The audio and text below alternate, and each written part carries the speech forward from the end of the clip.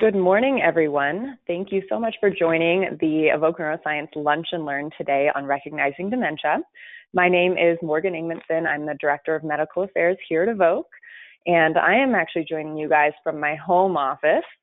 Probably no surprise there with everything going on with the COVID-19 pandemic. We are still up and running at Evoke, but we are working remotely. So I apologize in advance if you hear any background noise. We will try and keep it to a minimum, but just keep in mind I am at my home office. Before we get started, I want to make sure that everybody can hear me loud and clear and that you can see my screen. So go ahead and locate your questions box from your GoToWebinar menu and type in there. Let me know you can hear me. Maybe you're also working from home, or maybe you are at your practice. Either way works today, and I hope everybody is staying safe and sane in these crazy and unprecedented times. Perfect. Looks like everybody can hear me, and some of us are wearing face masks. That's good. Keep that PPE up, everyone. All right, so getting started then with our webinar. Hopefully this will be a little refreshing change to get our minds off of the pandemic. So we're going to be focusing on recognizing dementia today using your Evox system and biomarkers that Evox measures in order to do that. So covering some learning objectives. First off, I want you to be able to understand the importance of early and accurate dementia diagnosis. Sometimes when we talk about early and accurate diagnosis for things like Alzheimer's or other types of dementia, it's met with a question of why would we want to do that, because there's nothing we can do. So I'm going to touch just a little bit today on some of the things you can do, but really, keeping it grounded in how to make an early diagnosis. But just knowing that it is very important to make that early and accurate diagnosis. I want you to be able to describe benefits of using computational EEG for that diagnosis, so adding on to some of the tools that you may already be using. And then, of course, we want to be able to describe neurophysiology metrics relevant to dementia. We're going to spend special time today on talking about ERPs, especially P3A and P3B. I want you to be able to define peak alpha frequency and really talk about the inter-individual differences we can see in peak alpha. And finally, I want you to be able to interpret computational EEG head maps and especially be able to recognize signs of EEG slowing that is so typical for patients with dementia. So starting off with just a bit of background. What is dementia? Of course, you all know that it's really an umbrella term that we're going to use to describe a range of symptoms associated with cognitive impairment. Of course, Alzheimer's is the most prevalent type of dementia, and it's really become the most feared disease in the world. As people age, they are just so concerned with losing their mind. I love this quote from former U.S. Surgeon General David Satcher. He said that Alzheimer's is the most under-recognized threat to public health in the 21st century. Of course, maybe that quote doesn't carry quite as much weight given our global pandemic situation with COVID-19, but certainly we are on the precipice of a global epidemic for Alzheimer's disease because we have so many people that are getting older and facing these challenges. Very relevant talk today and kind of this impending global epidemic that is going to be coming our way. So just touching briefly on the global impact of Alzheimer's disease. 1 every 3 seconds, somebody is diagnosed with this disease, and the amount of patients we're diagnosing is doubling every 20 years. So it's a problem that's only getting bigger. We're already in the U.S. spending $1 trillion on Alzheimer's disease, and that's expected to be $2 trillion by 2030 in just a decade. And 1 in 3 seniors is dying with Alzheimer's or another type of dementia. So this tsunami of Alzheimer's disease is not only a profound human tragedy, but really an overwhelming economic one as well. And it's just coming with an unsustainable burden. The percent changes in causes of death over the last decade has really gone down for most other diseases. You think of breast cancer, prostate cancer, heart disease, stroke, HIV, all of those numbers have gone down in terms of a percent change from that cause of death. Alzheimer's disease is positive, and it's massively positive. We've gone up 145% in terms of causes of death from Alzheimer's over the past decade. So it's a problem that's getting bigger, and it's a very expensive problem at that. Last year, or 2 years ago, 2018, we spent almost $300 billion on caring for this disease. It's the most expensive medical condition in the US, and together it's just really, truly an unsustainable burden.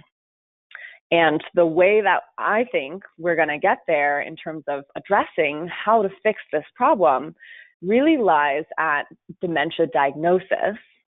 Now, the reason I say that is because we believe that the most applicable or efficacious treatments are going to be at early on in the disease course, right? When somebody has full-fledged Alzheimer's disease, there's really realistically never going to be a pharmaceutical that can magically reverse all the damage that has already been done, all the atrophy, all of the neurodegeneration. We're not going to be able to regain that. But if you can intervene at a very early onset time point, then maybe we can prevent the disease from progressing, or we can at least stall it or delay it. And, hopefully in the coming years, we will find better pharmaceuticals to help us do that. But the good news is, even right now, we have ways of intervening with lifestyle interventions. I love the study from Lancet Neurology a couple years ago that cited 1 in 3 cases of dementia could be prevented by lifestyle interventions. So I'm talking things like modifying diet, exercising, even maintaining a certain blood pressure. Things that are good for the heart is good for the brain. And if you really can kind of harness these lifestyle factors, you can give yourself a chance to prevent the disease from occurring at all if you're doing it at a really early onset time point, or maybe delay it if you see somebody with these early signs, give them a lot longer time of, maintaining a good, healthy quality of life before the disease takes hold. But the challenge with doing those lifestyle interventions is we've got to do them early. And of course, that means we have to diagnose early.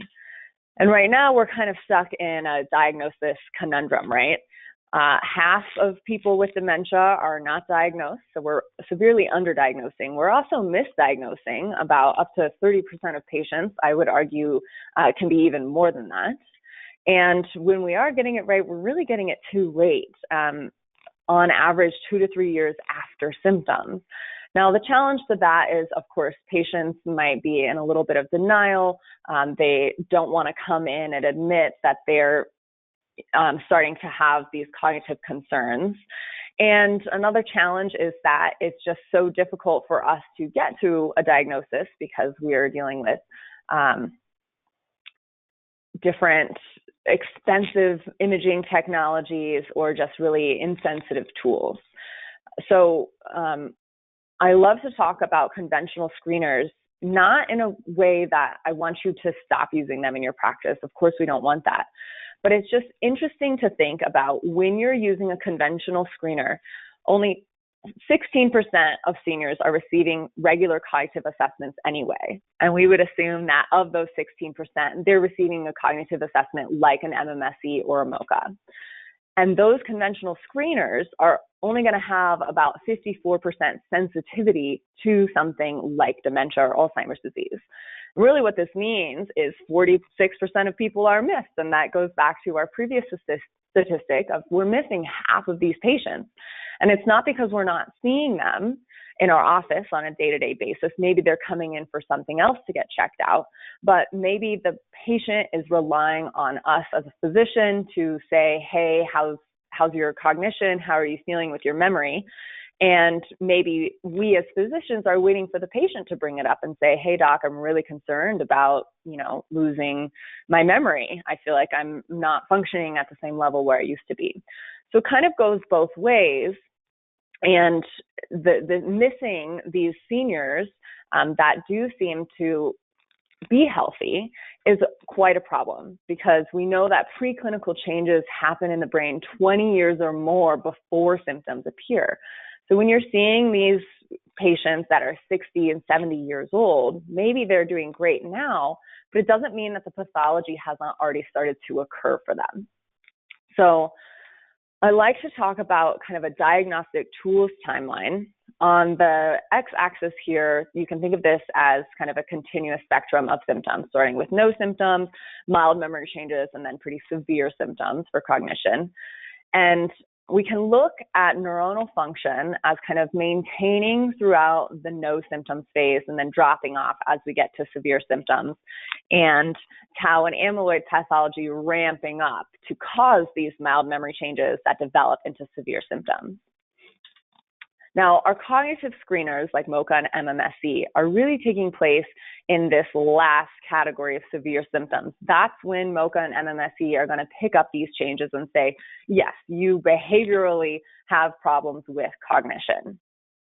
But that's really not early enough for us to implement any type of treatment or therapeutic effect that we'd like to, because we, as discussed earlier, we got to get in there early for that.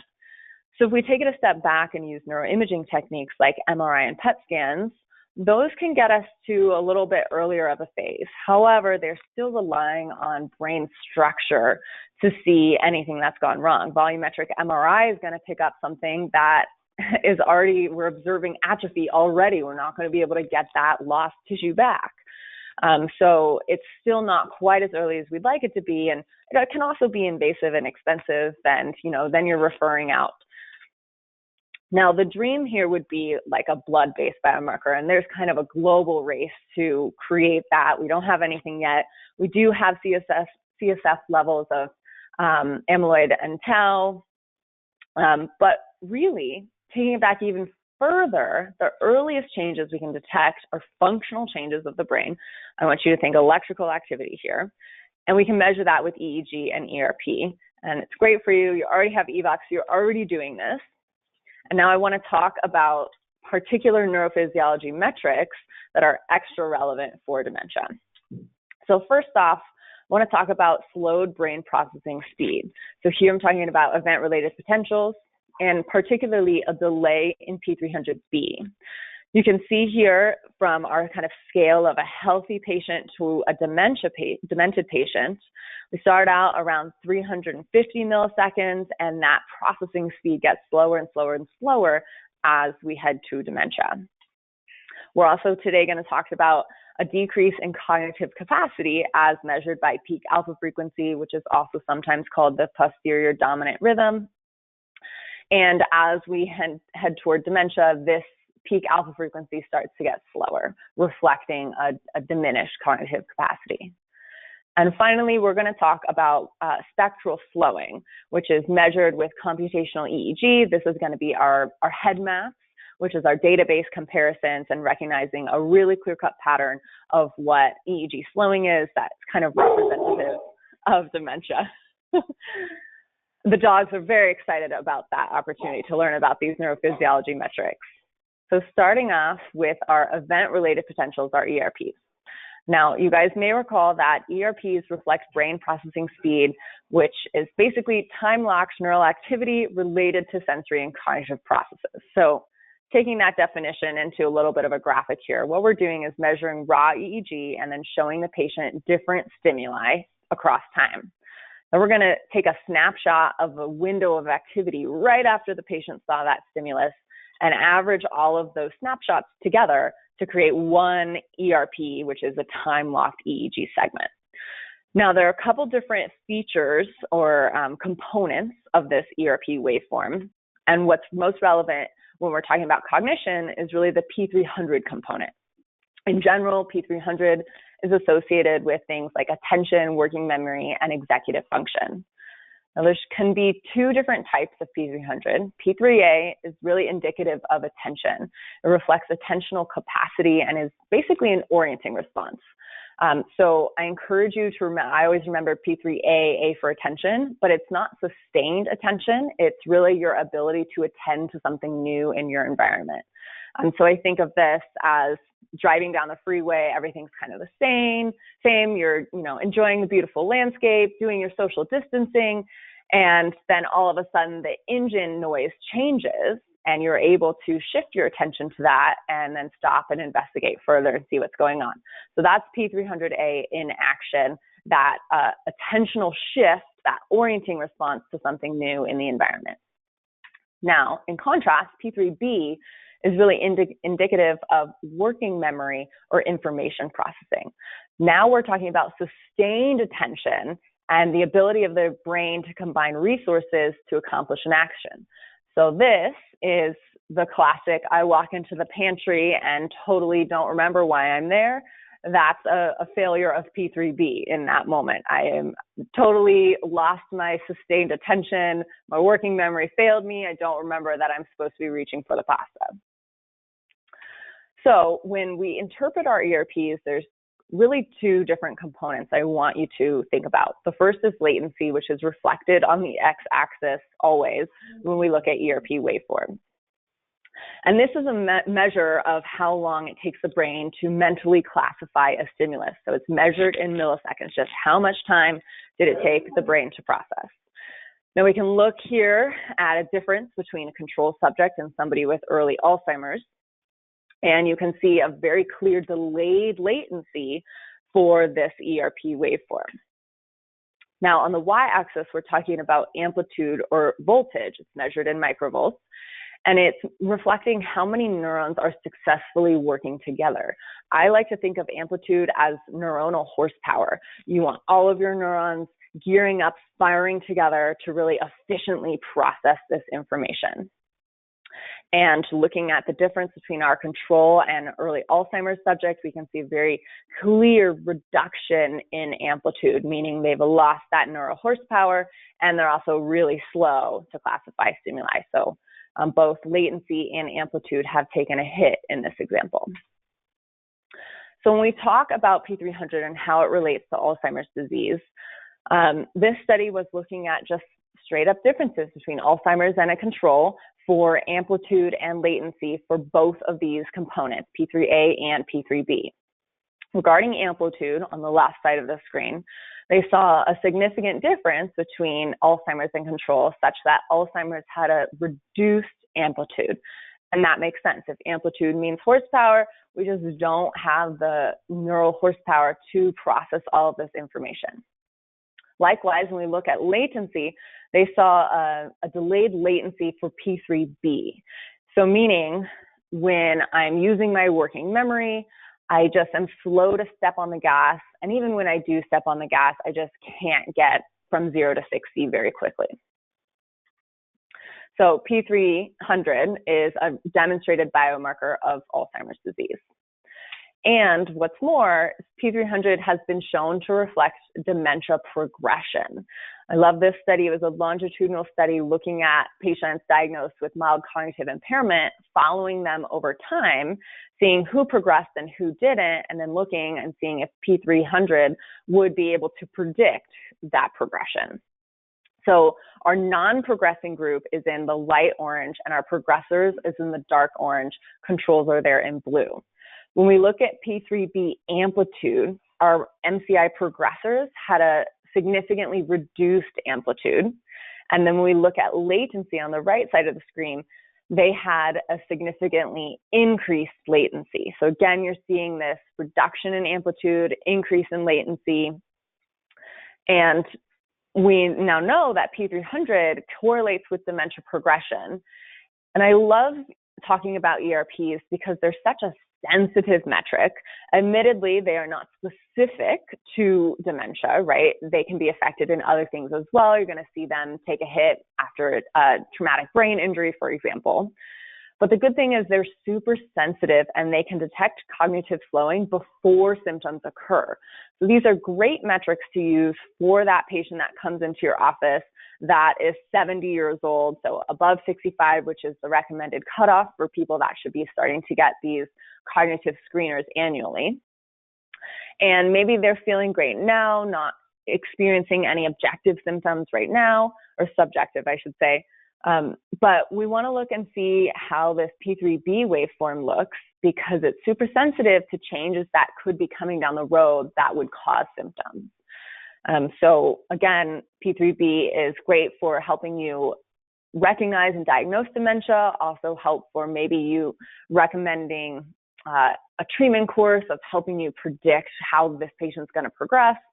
And then keeping an eye out for patients that may not have symptoms yet, but this P3B has been flagged. And so we're going to try and get in there with some of these lifestyle interventions so they don't head down the road to dementia. So on your Evox reports, if you're using the summary report, it's super easy and clear cut. It's just a number for latency and a number for amplitude. But if you're taking a look at your comprehensive report, you're going to see this ERP waveform. We show you the actual waveform, and it's oriented the same way we talked about. So we got speed or latency on the x-axis, amplitude or power on the y-axis. The green bar is going to show you the ideal speed range.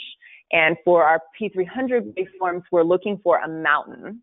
So we're going to look for that waveform peak. It's denoted by a red asterisk in your report, and you want that to be as high up on the power axis as possible and shifted within that ideal speed range.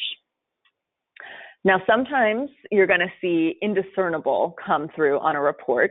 And if I see indiscernible on a summary report, I always check the comprehensive report to figure out why it was considered indiscernible.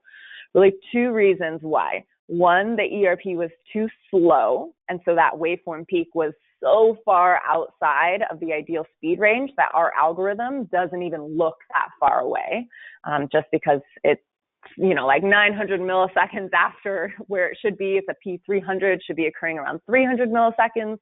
So our algorithm isn't even going to recognize that as the correct waveform. The other situation is what's shown here on the right side of the screen, where the ERP just doesn't have enough power to be detected. Here, there really is not a waveform peak at all. It's just noise. And so we'll see an indiscernible result for that. Now, indiscernible doesn't mean that it's clinically insignificant. In fact, it can be very significant. It means that the neural horsepower is so diminished that we're not even generating this peak at all, which is quite concerning in cases.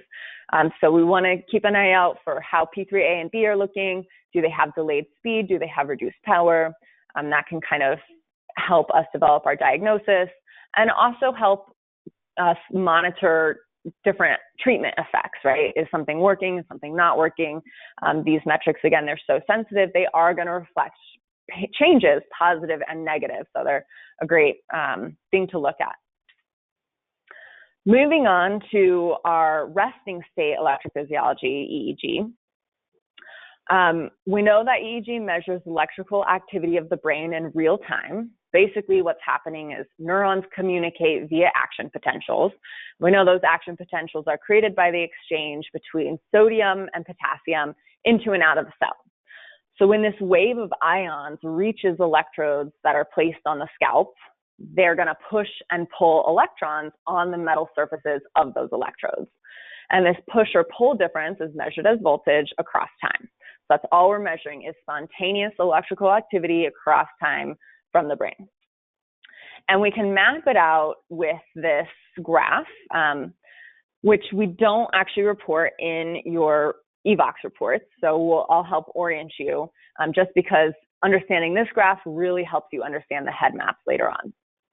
So on the x-axis here is frequency. The brain produces lots of different speeds of frequencies all at the same time. And here on the x-axis, we are starting with our slow frequencies, 0 hertz, all the way through 30 on the right side of the x-axis. And then on the y-axis is amplitude. Amplitude is the voltage present within each frequency. And of course, frequency is the number of cycles per second of the brain's electrical activity. Like I said, frequencies are generated in the brain at all times, but the power of each frequency or the amplitude of each frequency being produced changes based off of physiological state and or pathology. So talking about physiological state for a second, we'll leave pathology to a couple slides down the road. Delta is our slowest frequency band, ranges from about 0 to 4 hertz, and I want you to think of slow frequencies as relating to slow behaviors. So things like deep sleep. We are going to see an increase in amplitude for delta when somebody is sleeping. A little bit faster waves is going to be theta. Theta can be related to kind of a drowsy state. If you are checked out and off in la la land, maybe you've got kids at home, schools are closed, and maybe it's so hard to get them to concentrate and they're just daydreaming away, they're generating more theta at that point, these drowsy waves or these daydream waves. Alpha is our resting frequency band, was discovered first. That's why it's called alpha.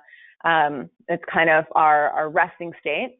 And then beta are our fast waves, and these are our active brain waves. So when you're working hard, problem solving, really feeling mentally charged, you're going to see an increase in beta.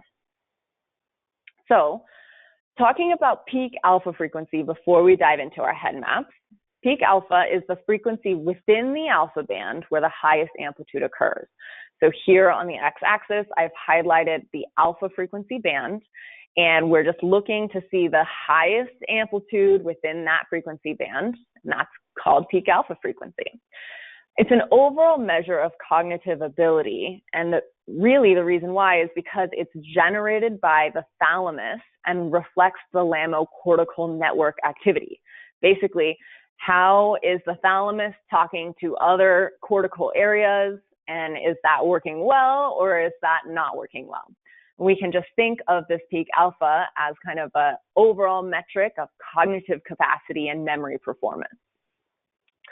I want to note that there are inter-individual differences we can see with peak alpha. We know that it varies with age and with memory performance. So there's a pretty wide range that peak alpha can occur and still be normal. Really, we're thinking about 9 to 10.5 hertz as our normal range. But factors like age, education level, and innate intelligence are going to affect this peak alpha frequency. So for example, let's talk about age. We've got age here on the x-axis with preteens and heading all the way through 70 years old, and then peak alpha frequencies on the y-axis. 10 is going to be an faster peak alpha frequency, which generally is going to be related with better memory performance. And as we come down towards 9 and 8, we're going to have decreased cognitive capacity, decreased memory performance. No surprise here, peak alpha frequency is going to just naturally slow down with age. This study was all from controls. Nobody had an official clinical diagnosis here. It's something normal that we can expect to see for our aging population. Now, peak alpha frequency is also known to be faster for people with good memory. This study was looking at how well people performed on a memory task and either labeled them as a good memory performer or a poor memory performer, and then looked at the difference between these two groups for peak alpha frequency. In young adults, they saw that peak alpha was faster for people with good memory, and same was found for all Alzheimer's patients. Memory, or the good memory performers within that Alzheimer's category had a faster peak alpha. So this pattern is seen for healthy subjects and also for demented subjects, and that's really important to consider when you're measuring their peak alpha. So we know faster peak alpha relates to faster cognitive processing. Slower is going to be representative of a declining memory performance. We look at differences between groups of vascular dementia and Alzheimer's disease versus controls. We see a slowing of this peak alpha frequency, meaning it's a demonstrated biomarker of dementia. So on your Evox reports, peak alpha is reported just as a single number, so it's very easy for you to read, and you're going to be looking out for, I say, really anything less than 9 hertz. Anything slower than 9 can be concerning. Anything less than 8 is always concerning. And I want you to be thinking of peak alpha as something really important to track over time to monitor overall cognition. This is something that if you're doing these types of exams on an annual basis, almost as part of a checkup for an elderly patient, you want to make sure that peak alpha is hanging out in the same general area. We know with age it's going to start to slowly decline, but not severely. And we always need to think about who the patient is and where their peak alpha should be lying. I was doing a report review the other day with a physician, and I saw a peak alpha of 9.0. So it's right on the border of should I be worried or should I not be worried?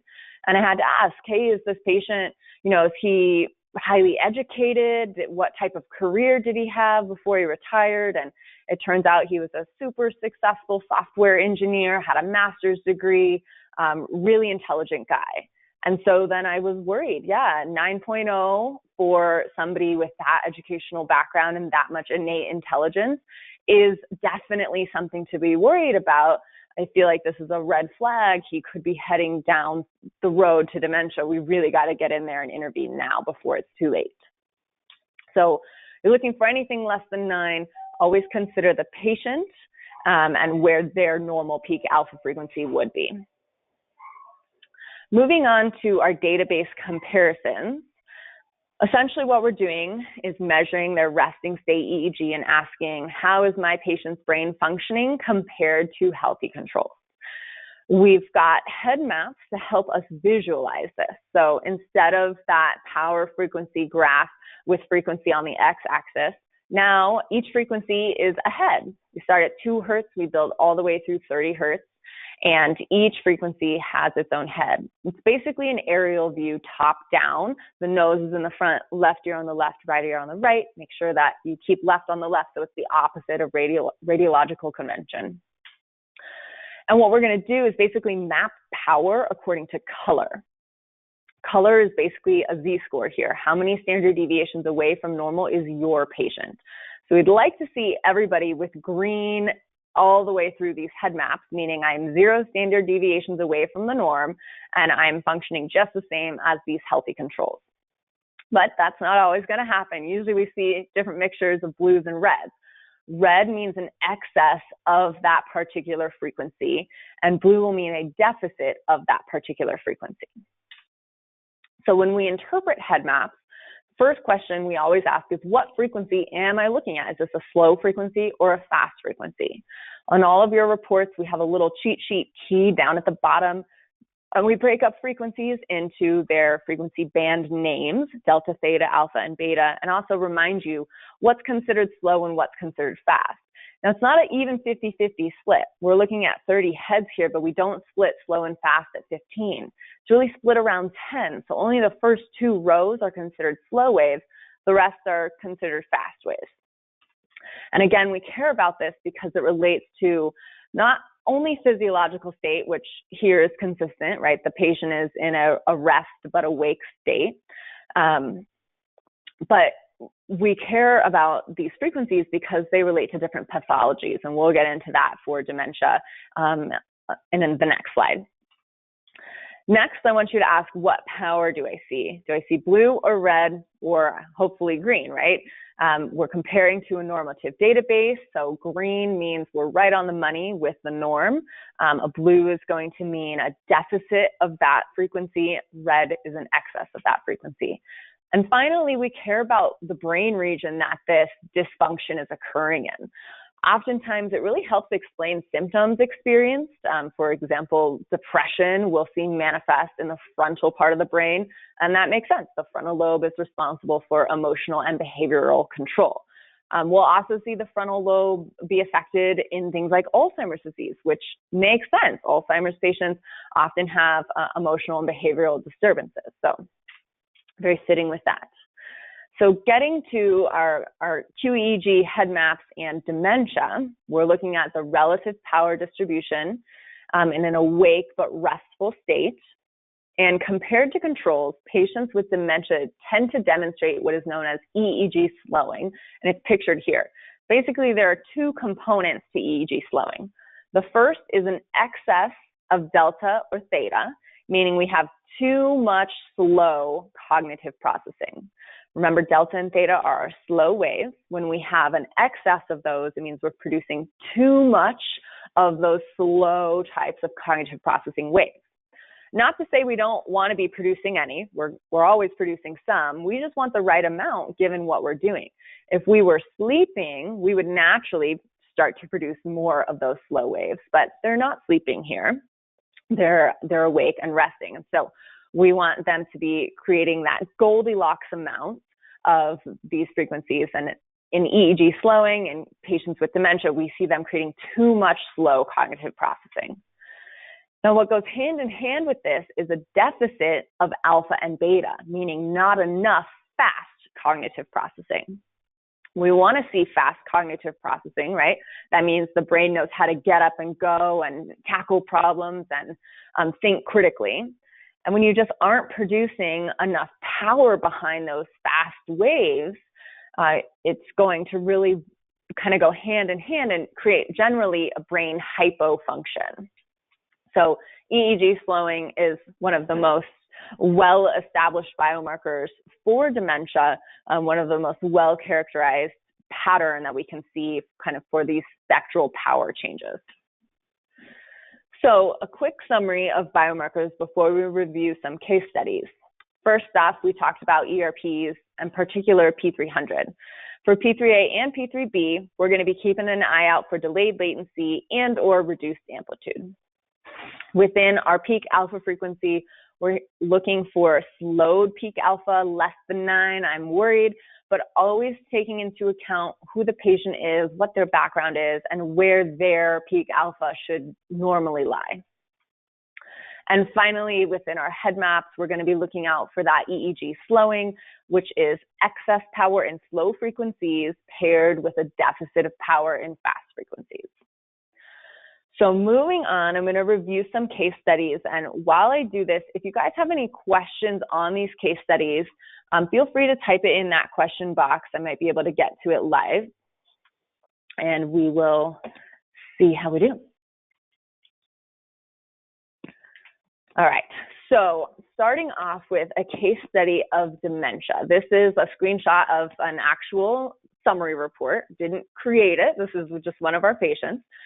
So the self-reported symptoms are up at the top, and this patient did flag memory concerns for themselves. Really, they are rating themselves at 50 and 60% for everything. Of course, we're going to take it with a grain of salt. It's just self-reported symptoms, but it seems like they're experiencing deficits in pretty much every domain here. And that makes sense. Neuropsychological testing performance is very, very poor. Reaction time is almost double what it should be.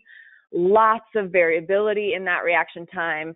Omission errors are off the charts, as are commission errors. So this patient is certainly experiencing a lot of symptoms. It's affecting them severely behaviorally.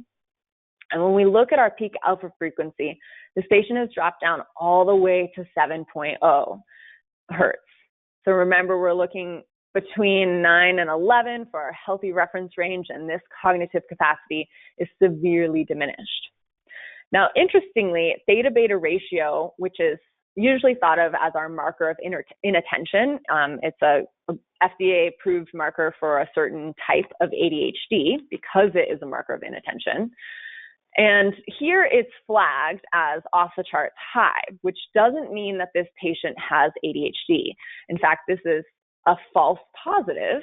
And the reason why is because we have such severe EEG slowing that theta-beta ratio was affected. So we'll get to that when we hop over to EEG slowing. But first, talking about ERPs, we're seeing indiscernible here everywhere, P3A and P3B. And a question came in of, when we see indiscernible, does that mean power is either extremely high or extremely low? It means power is extremely low, right? Instead of our nice healthy waveform where we're seeing that mountain peak, power is so low, basically the ERP waveform is just noise. There's no peak to be detected at all. And that's what's happened here. There's just no power, no neuronal horsepower to back up this information processing. And it's not only seen in P3B, which is our working memory and is typically impaired for our demented patients. It's also seen in P3A here, meaning they also aren't even able to attend to new things in their environment very quickly or efficiently. Now, on the right side of the screen, getting to our head maps, this is a super clear example of the EEG slowing we just talked about. We're seeing really severe red in delta and theta, and then blue in alpha and beta. So we've got an excess of our slow frequencies, a deficit of our fast frequencies. Now, coming back around to that theta-beta ratio biomarker, Theta-beta ratio is just a ratio of power in the theta frequency band versus the beta frequency band. So it's no surprise here when I have a severe excess in theta and a deficit in beta that this ratio is going to be off the charts high. Now, in this case, it's a result of this pattern of EEG slowing. So I want you to always look at the head maps and make sure that, or just kind of understand the background of why this theta-beta ratio is high. Is this a true case of ADHD where my red is really just isolated to theta, really kind of in 6-7 range, but doesn't affect delta? Or is it a false positive and we're seeing just a severe drop in power in the beta range, and that's why theta looks artificially elevated, which sometimes happens? Or maybe it's both, we dropped in beta and we bumped up in theta, which is the case here, which makes it really off the charts high. So concluding with this case study, really clear case of dementia here. This patient was diagnosed with moderate Alzheimer's disease, kind of borderlining severe, and these EEG biomarkers, of course, picked it up. For this type of patient, of course, our cognitive screeners are going to pick up a lot of dysfunction as well. So this patient is pretty far gone and would be recognizable with other tools we would use in practice, and certainly noticeable from family members. There's definitely concerns here, so it's no mystery of a diagnosis of dementia here, but doing this test and looking at these biomarkers can really give you some granularity of where the dysfunction is occurring and why, and is this truly dementia or was this something else that we could have addressed? In this case, it's a diagnosis of Alzheimer's disease. So looking at another case study of dementia, just to show you that this pattern is pretty robust. So self-reported symptoms for this patient, they're really not flagging anything. They're not complaining about much of anything, but neuropsychological testing, their reaction time is okay, but variability is quite high, and commission errors, marker of impulsivity, is very high. So even though they're not admitting that they're having symptoms, this patient is experiencing symptoms, and in fact was brought in by a family member. They didn't think anything was wrong, and the family member said, "No, Dad, something's wrong. We got to take you and get it checked out." Peak alpha frequency here is at 8.0, so definitely much slower than we would like to see it. Again, we see an elevated theta-beta ratio. And again, this is an example of a false positive for this theta-beta ratio. P300A has a delayed latency, but a healthy amplitude, and same pattern is seen for P300B. So the horsepower is still there, which is good, but the latency is really, really high. P3B is almost at 630 milliseconds, so definitely the brain is not processing information very quickly. And when we look at our head maps, we see this pattern of EEG slowing, red in the slow waves, blue in the fast waves, which is why the theta-beta ratio is artificially elevated. And it's also why this peak alpha frequency is so slow. So overall, this was a case of mild dementia.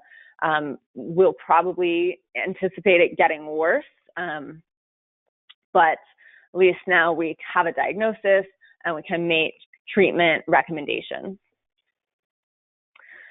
So now taking a look at mild cognitive impairment, you'll see some of the same patterns of dementia, but not quite as severe. So again, with self-reported symptoms, this patient is marking almost 100% in every domain, which can kind of be a truthfulness gauge. Pretty much nobody is functioning at 100% and never experiences any symptoms.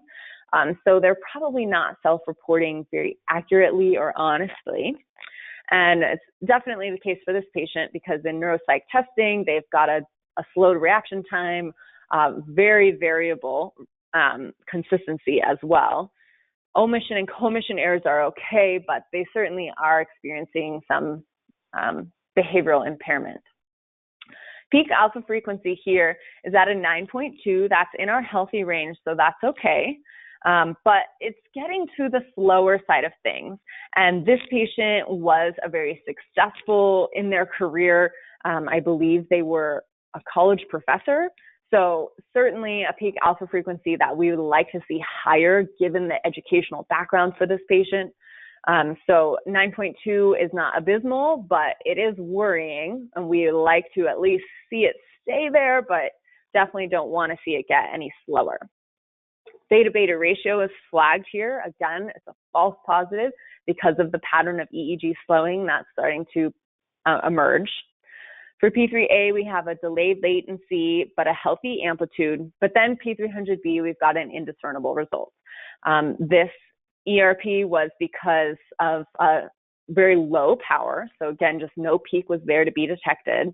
And that's pretty concerning, right? Working memory is starting to fail. Our overall cognitive and memory performance as measured by peak alpha is starting to slow down. And then when we look at our head maps, we see this subtle expression of EEG slowing. So there's certainly a lot of yellow and orange, even a little bit of red for that theta frequency band. And within beta, we've got a lot of blue throughout beta, starting kind of at 11 and alpha 2, going all the way through beta 2. So really here, the biggest problem is not an excess of our slow frequencies, but it's a deficit of our fast frequencies, which is why this patient really received a diagnosis of MCI, right? They're not demented, not yet, but their peak alpha frequency is starting to slow down, cognitive capacity is starting to get impaired. P3B is basically non-existent, meaning that working memory is really starting to go, and the brain is just having trouble getting into a higher gear to do that fast cognitive processing that we need to. So this patient is a good example of MCI. You can see some of the same patterns of dementia starting to come through. They're not as pronounced yet. We will want to monitor things and see if this patient progresses or not. But at least now we have a diagnosis and we understand why the memory and cognition is kind of starting to be impaired. Now, our last case study of the day is going to be a case of pseudodementia. This patient came in actually fully convinced that they were losing their mind and something was wrong, and family members had such a fear of Alzheimer's for this patient. The whole family came in, and neuropsychological testing performance was not very good. Reaction time was high. Variability was absolutely off the charts, meaning they really just couldn't be consistent. They couldn't sustain attention throughout this task. Omission errors were high and commission errors were high. So behaviorally did not do well at all. Peak alpha is at a 9.3, so we're within that healthy range. And for this patient, they didn't have super high achieving educational background, not somebody that I would say is in the top echelon of memory performance just from interactions with them. So 9.3 for this patient, I'm totally satisfied with hanging out there, nothing to be worried about. For our theta-beta ratio here, we're in that normal healthy range, so that's good. P3A has a delayed latency, but a healthy amplitude, and we're seeing the opposite pattern for P3B, which is interesting. So we are worried about P3B, that horsepower is starting to be diminished. We're at 7.7, which you might think is okay because really our cutoff point is a 6 microvolts. Personally, I like to see patients at least in double digits, but based off the literature, 6 is kind of the safest cutoff point. So why is the 7.7 flagged? Well, the reason is because we want to see P3B amplitude at least half of what P3A amplitude was. So here, P3A was 22 microvolts, and we dropped down all the way to 7 for P3B. So that's why it's flagged. Usually P3A is going to have a little bit higher amplitude than P3B, but certainly we want that P3B to be within half of 50%. And in this case, it drops severely below 50%, so that's why it's flagged. And working memory has already certainly taken a hit, right? That's probably why behaviorally that response consistency is so poor, not able to maintain attention, not able to stay on task. You need working memory for that. And so we have this really impaired horsepower, this reduced capacity for working memory. That makes sense. Now, when we hop over to the EEG head maps, we're seeing a totally different pattern than what we've been talking about this morning, right? Now we see blue pretty much everywhere throughout the brain. It's really concentrated in the frontal part of the brain for delta and theta, but it's still there in beta, kind of globally throughout all of these frequencies. So I'm guessing this patient probably has problems with sleep, potentially insomnia or sleep apnea because of the really severe deficit in the theta band. Also, potentially problems with mood and affect here, maybe some depression. But because I'm seeing this so globally, I'm actually wondering if this is a case of mitochondrial deficiency or ATP deficiency. So we'd want to do further labs to make sure we can rule out some of those concerns, maybe treat insomnia and depression, and hopefully get this patient turned around. So certainly more investigations to do for this patient to really figure out the best treatment course. But the good news is that this is not dementia. It looked like dementia. Patient was convinced that it was dementia, but it's not, right? Our biomarkers, that pattern that we're looking for with the 3 biomarkers we talked about today, isn't there. Yes, something is wrong. Yes, their memory is taking a hit because of it, but it's not related to a neurodegenerative disorder like Alzheimer's disease. Okay, so that wraps up our Lunch and Learn for today. If you have any questions, you can feel free to shoot them over to me in the question box or in an email. And if you're ever working through a challenging patient case or just an interesting one, feel free to set up a meeting with me and we can kind of work through that together. I know there are a lot of different patterns to become familiar with, especially if you're newer to using this tool. And if you want to do more learning on your own, you can have access to all of our clinical education materials. We've done a bunch of these Lunch and Learns for a lot of different types of disorders and diseases. So definitely check those out. If you want it, feel free to email me medical.affairs@evokeneuroscience.com. I'll shoot it over to you. And I got a question, slides. Yes, I can send slides by email. It's also available in your handout section right now. So if you go to that GoToWebinar menu under handouts, the PDF of today's presentation is right there. So feel free to grab it there, or I can shoot it over to you by email. Just shoot me an email for that request. Thanks so much for joining everybody today. I appreciate you taking the time, given what's going on with the world. It's certainly scary and unprecedented times, but thank you for continuing to provide the best care for your patients. We all appreciate that, and stay well, everybody. Take care.